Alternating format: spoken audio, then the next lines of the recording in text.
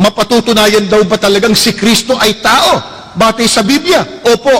Juan 8:40. Ito po ay pangungusap mismo ng Panginoong Heso Kristo. Ito po. Ngunit, ngayoy pinagpipilitan ninyong patayin ako na isang taong nagsasalita sa inyo ng katotohanang narinig ko sa Diyos.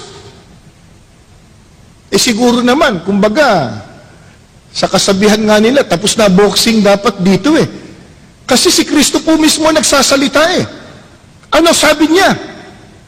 Ako na isang tao. Di tapos na, usapan dapat. Siya may sabing siya'y tao Anong uring tao siya?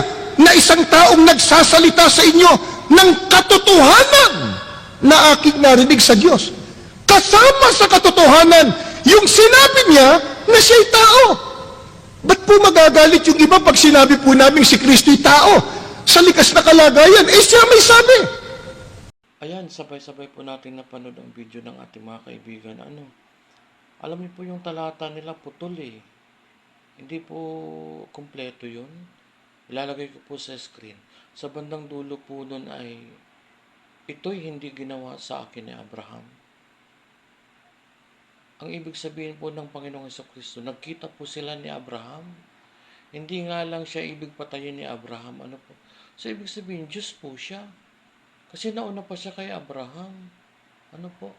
Sabi nga po dyan sa 8:58, sa bandang dulo niyan, before Abraham, I am. Ako na, sabi niya. So, ibig sabihin, Diyos siya. Yung sinabi niyang taong nagsasasay ng buong katotohanan, oo nga, may tao.